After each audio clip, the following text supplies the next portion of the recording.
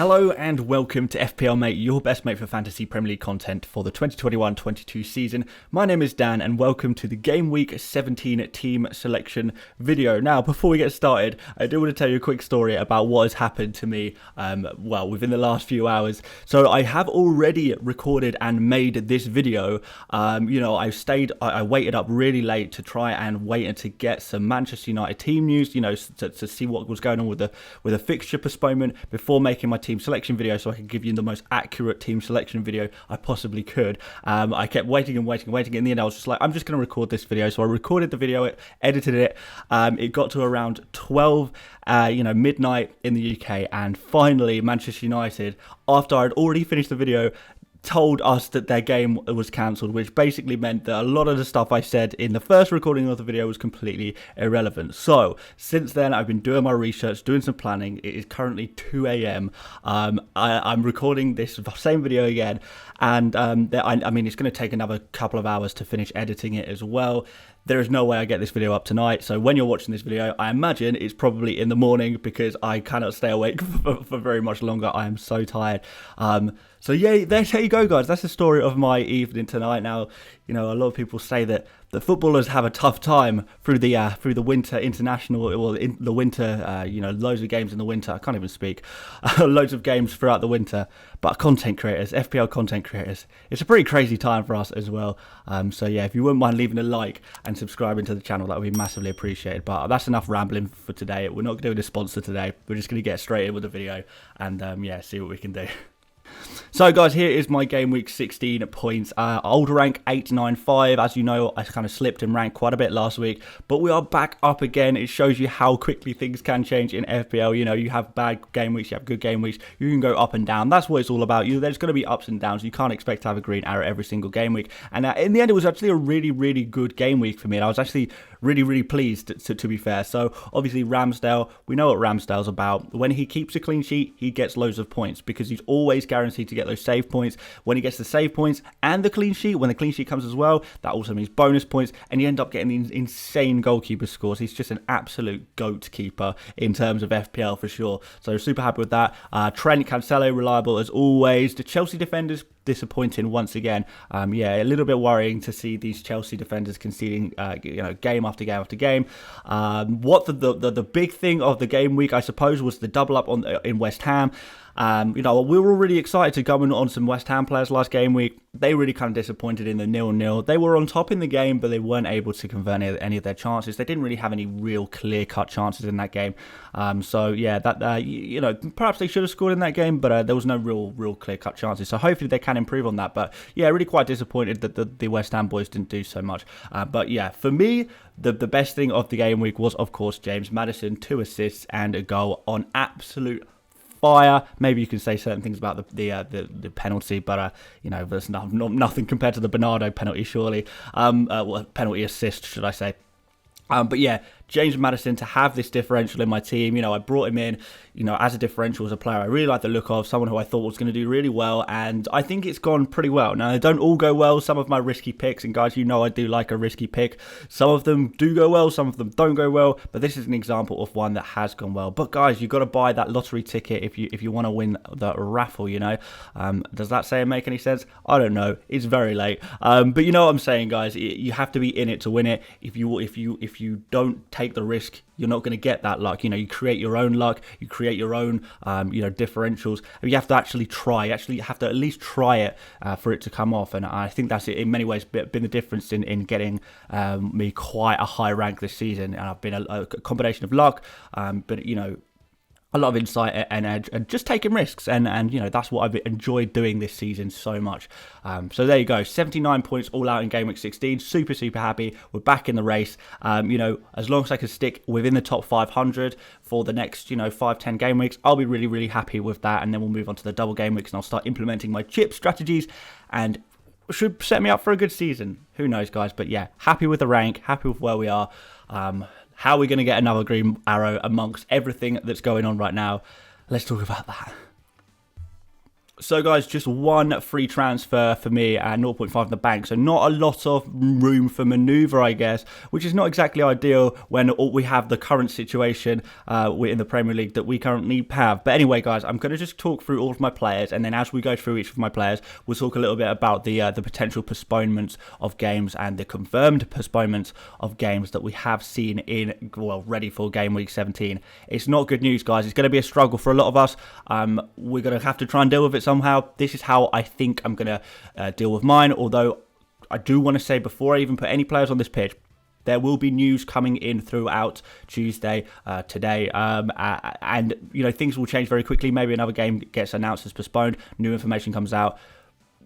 None of this in this video. I know I'm making this really late, but I still cannot say with 100% certainty that these are the moves I'll make. You're going to have to follow my deadline stream to find out exactly what I end up doing. But let me show you what I got right now, what I'm thinking at this exact moment, what I've been kind of working out, or how I'm going to work it out over the last couple of hours since I found out the Manchester United rescheduled news of that Brentford game, which is going to be rescheduled, obviously.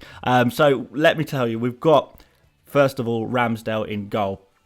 Like I said, like I always say, absolute machine. You don't even need clean sheets from him. That's the beauty of Ramsdale, because he always gets you save points every game, potential bonus points as well. When he gets the clean sheet, that's what turns his score from a good score into a mega score. But typically, he's a player who's going to score you, 3 or 4 points every single game, no matter what, which is good because, in many ways, because I have the West Ham players in my team, and you guys know I have those West Ham players in my team, I kind of want the West Ham players to score, but I want Ramsdale to get points as well. The only way that's going to happen is if Ramsdale makes a lot of saves, but that's also going to be frustrating if my West Ham players take a lot of shots and Ramsdale's saving them all. So in many ways, I can't lose until, a random player like Lanzini scores the only goal in the 1-0 West Ham win or something like that. No assist from Bowen or Antonio. But you know what I'm saying, guys? You would say that even if I lose my Ramsdale clean sheet, there's a pretty good chance that I benefit from that because it's one of my players who have decimated that clean sheet, if you like.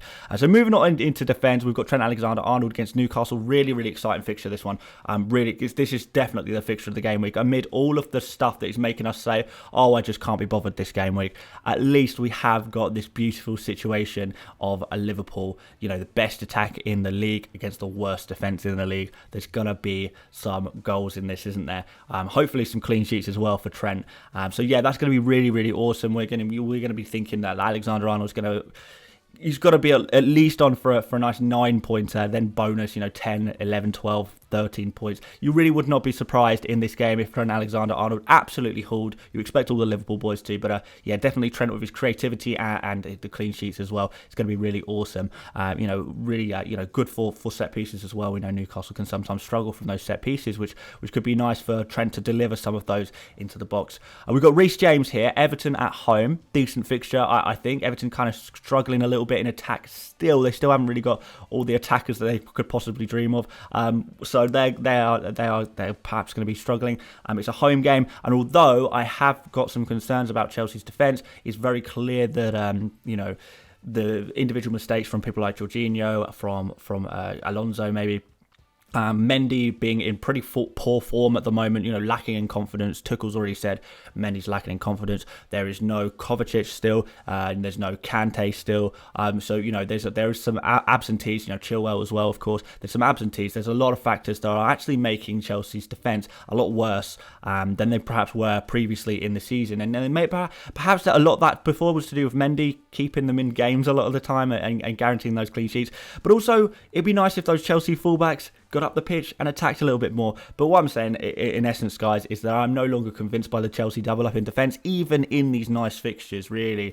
It's not ideal, but it is what it is. But like I said, don't really want a Chelsea double up in defence. So we are going to put Tariq Lamptey as our third and final defender. Not a fan of big at the back anymore. It's a thing of the past, if you like. But we have got Tariq Lamptey against Wolves at home. Really good fixture because Wolves already massively struggling for goals. They have been recently. Wolves really struggling for goals. But now, not only are they struggling for goals, but they have their star striker, their only goal threat in the entire team, is now suspended for this game. So real trouble in attack for Wolves.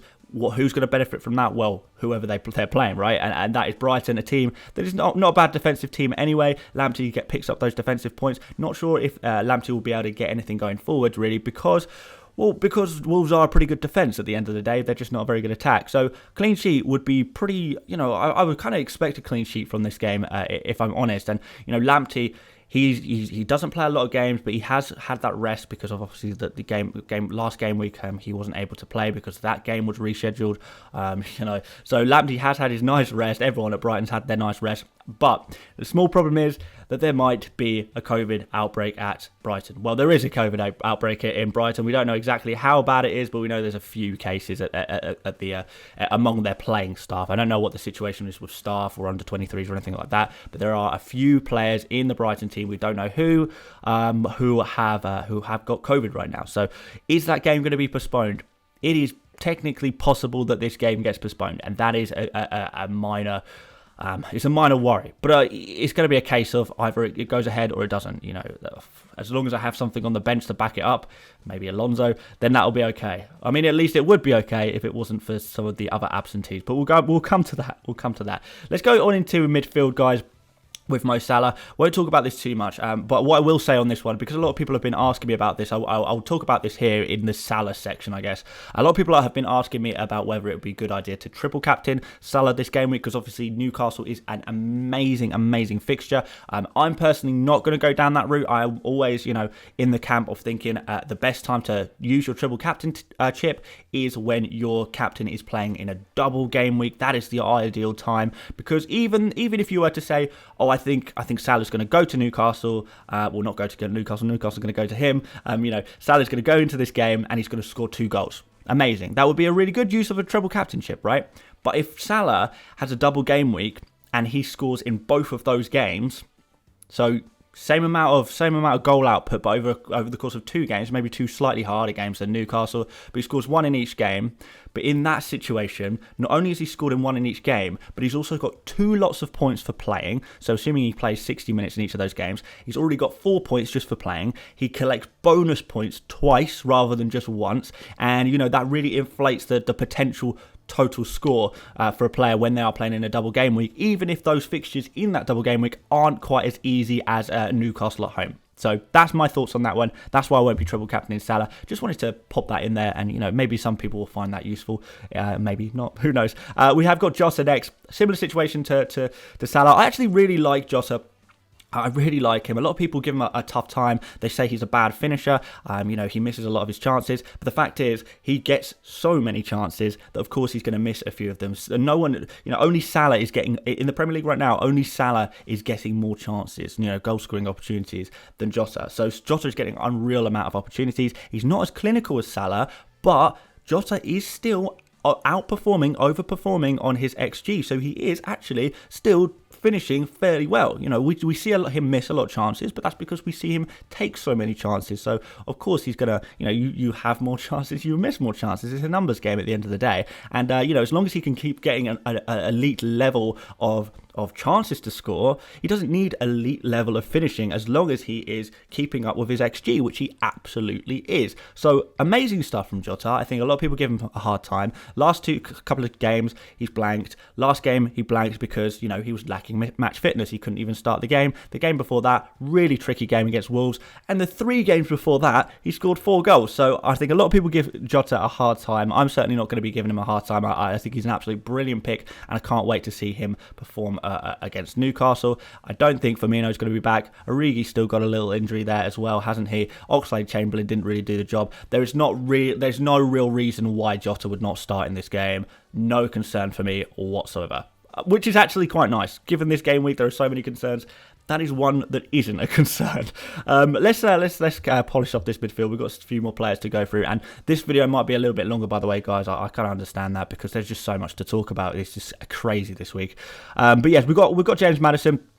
Another real concern, because we don't know if this game is going to be postponed.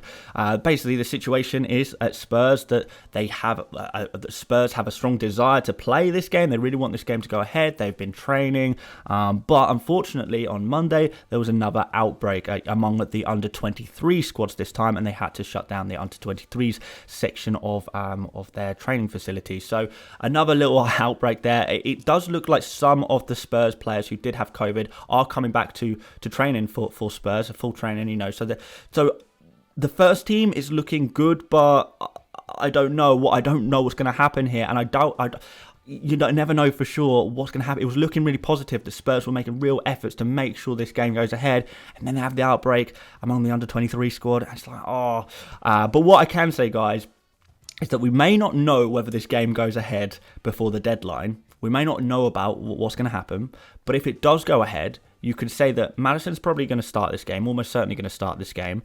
Maddison is in an incredible form, and Maddison is going to be playing against a significantly weakened Spurs team. We are expecting that Lloris possibly has COVID right now, which would mean Golini is in goal. Obviously, Spurs defence is not amazing anyway, but they would be playing with backup defenders in there as well, and it would actually probably end up being a real goal fest there, and Maddison could absolutely feast if that game was to go ahead. So definitely would not be buying Maddison right now, too risky, but if you have him, you really want that game to go ahead, because it could be so good for him. It really could.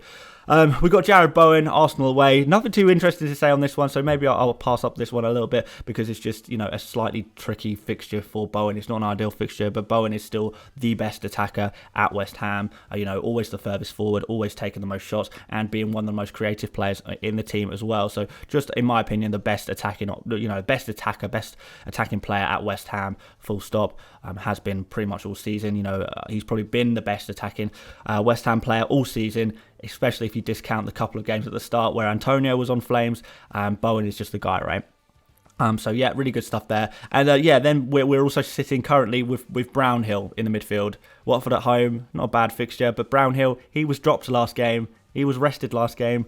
Rested, dropped, I don't know. He came in off the bench and got a 1-pointer, and that's kind of rare for that to happen. Brownhill's usually, we kind of think he plays every game, but he missed one. Has he been dropped from the team permanently? I don't know. I really have no idea on that one. But Watford at home, it's a pretty decent fixture. But is Brownhill going to get more than a 2-pointer anyway? He doesn't usually get more than a 2-pointer. In fact, he very, very rarely gets more than a 2-pointer, doesn't he? So, not an ideal situation there. Then up front, guys, we've got Antonio, Arsenal away. Again, not massively convinced by this one. It's not an ideal situation. And, particularly with Antonio still not performing against Burnley, we really, really hoped he would be at least show some positive signs. And I do think he's playing fairly well, but he's not given us anything to really boost our confidence yet, has he? Maybe we do need to wait for those super easy games before Antonio's going to pop off. And we've got Broja as well up front, who, as you guys can see, is flagged. He's flagged. There's a significant chance that he doesn't play. I'll probably say on Antonio as well. He's just played 90 minutes. Is Antonio capable of playing 90 minutes? Twice a week? Typically, no. Typically, Antonio's hamstrings do not permit him to play 90 minutes twice a week. So that's a risk there. Broja, also a risk. He obviously got a little injury at the weekend. To be fair, it does sound reasonably positive with Broja. I do think he is going to play in this game. I do think he's going to be available. He didn't train on Monday, but I think he's going to be okay. And to be fair, Southampton don't really have much of a choice. If there's any chance of Broja being available for this game, I think he will be available for this game. I think he will play. So, and start, to be fair, as well, because, Che Adams is out. Armstrong is in a similar situation as well. There's not really many attacking players available for Southampton at all right now. This is a kind of a fairly important game against Crystal Palace. They're in sort of similar regions in the league table. I guess the Southampton are going to have to play Broja, even if he is not even if he hasn't been able to do a full, perfect amount of training. I still think I'm reasonably confident he still plays. So I guess that's a good thing, right? But I'm not 100%, which is just annoying. Onto the bench, there's nothing, guys. We've got Alonso, like I say, guys, but Foster's injured, Cancelo suspended, Ronaldo's game against Brentford, that's been postponed. So the only other option is Alonso. Do I bring Alonso on for one of them? Do I bring Alonso on for Brownhill? Or do I bring Alonso on for Broja? Or do I make some transfers? And this is where things get interesting, guys. This is where things get interesting as the time ticks on and on, and I get closer and closer to falling asleep. So what we're going to do is probably, and I say probably, and this is what I like the sound of right now, is we are going to take out Ronaldo from our team because this Brentford game is definitely not going ahead. We've got a situation where the Brighton game after that, very good chance of that being postponed as well. So Ronaldo could have 2 postponements in a row. That would really not be good at all, would it? Do I really want to hold on to him from that? And then after that, it's kind of, a game every 2 days kind of thing. And is Ronaldo going to be able to play every game around that time? And then the fact, if I sell Ronaldo, can I reinvest the money elsewhere in the team and build a slightly stronger squad to deal with situations like this, to deal with absentees, to be able to rotate my team a little bit during heavy fixture scheduling, during COVID, game cancellations, which there are going to be more of. We've got to prepare for this. This is what's happening. Can we prepare for this by selling Ronaldo and distributing the funds a little bit more evenly? Now, typically, I don't like to do that because I like to have 2 premiums in my team. All through the years, I've always liked to have 2 premiums in my team. That's typically the way to go, right? Have 2 premiums in your team at least. The difference is with this season is that you don't really need 2 premiums. And I think we kind of have to be okay with spreading the funds. Typically, I would say don't do this. But the game is evolving. This season, there is not really any. There's Salah in terms of premium players. There's Salah, and then that's kind of it. There's no real other premium players that you would be interested in going for. Certainly we're not going to captain anyone other than Salah. Salah is the captain every single game week, so it kind of begs the question: this season, is it actually worth having a second premium? Is it maybe actually worth spreading the funds a little bit more? I know we wouldn't do that before. But you have to be adaptable. You have to be adaptable. Things change. And do we have to be okay with spreading the funds? And could that be an advantage when a lot of other people, they've got not much going on their bench. They don't have the squad depth. They can't rotate as easily. They can't, be ahead of the game in terms of cancellations. And they'll have to take -4s and stuff like that. Can we get into an advantageous situation by planning for everything that's going wrong right now? I think we can do it. And the way to do that is to downgrade Ronaldo and spread the funds. So what I propose, guys, is we remove both Ronaldo from our team and Brownhill from our team, and we replace them with Emmanuel Dennis as a striker. Finally get Dennis into my team, the absolute legend. And we'll be bringing in Bernardo Silva as well. That's going to leave me a lot of money in the bank. It's technically, I still can afford to make other moves and try and get Ronaldo back later on if I need to. It's going to leave a lot of money in the bank. I can, you'll be allowing me to make some kind of luxury move next game week or do something crazy. But more importantly, guys, it leaves me with so much flexibility. Loads of money in the bank, and look at all of these players who I now have available to play. As you can see, Antonio's gone onto the bench actually for this occasion with Alonso, and suddenly this team looks like a really strong team for the game week. We've got kind of Lamptey and Madison who might potentially not play, but don't worry, we've got the backup in Antonio and Alonso. Maybe Antonio doesn't play, maybe Broja doesn't play. We don't know who's not going to play exactly, do we? So there is cover here, though. The point is there's cover. There's 2 players on the bench who are absolutely going to play this game week, and this team suddenly looks so much better. No, we don't have Ronaldo. No, we can't very easily get Ronaldo back in, but this is what we do. Now, before I wrap up with some captains, guys, I did just want to quickly say that although I've put Bernardo in this team for the example to show you guys, I am so tempted to bring in Sterling instead of Bernardo Silva. I feel like that would be much more of a me transfer. That's more of the kind of transfer I like. Explosive, exciting, high risk, high reward. And let me be honest with you guys, Sterling's underlying stats over the last 5 games, they've been head and shoulders above any other Man City player. I definitely prefer Sterling to a Foden, but Bernardo Silva, at the end of the day, he is the sensible option to go for. I'm not usually a sensible guy. That's the problem. That's the fight I'm having with myself at the moment. Do I go for a sensible pick, or do I go for a bit of a more of a rock and roll pick, kind of something that I like to do for my own excitement, or do I take the game a bit more seriously and take Bernardo, right? But if it wasn't for Sterling's game time, well, Sterling's been getting loads of game time, don't get me wrong, recently. But with all the players coming back fit, is that going to be... Sterling's going to be rotated a little bit. He's certainly going to be rotated more than Bernardo Silva is, and that is the minor concern, as far as that is concerned. Right, guys? So, yeah, if I thought Sterling was going to play a little bit more football, if there was maybe another injury or something at Manchester City, I would be really, really tempted to get Sterling instead of Bernardo, and I could afford to do it as well, and it would be really exciting, and that's what I'll do. But let's see. We've got a long time until deadline. Lots of things can change. Let's wait and see, guys. Obviously, I'll confirm everything on deadline. But let's do captains quickly anyway. No doubts about Salah being captain. That's just so obvious. And if you're not captain in Salah, you've probably lost the plot a bit, haven't you, guys? And we're going to put the vice-captain on Bernardo Silva as well. I guess he's like a premium in disguise, really, isn't he, Bernardo Silva? He acts like a premium, even though he's like the price of a mid-price midfielder. So, yeah, we'll treat Bernardo as our second premium, I suppose, since he's coming to replace Ronaldo anyway. I think that makes sense. And there we go. Definitely captain, vice-captain on different games. That makes sense, just in case we get another game cancellation. It's good to have your captain and your vice on separate games being played on separate days as well. But there we go. That is how we're going to be, hopefully, maybe, lining up. Who knows, really. But yeah, that's kind of what I'm thinking now. I think that works. I think this works. It's interesting.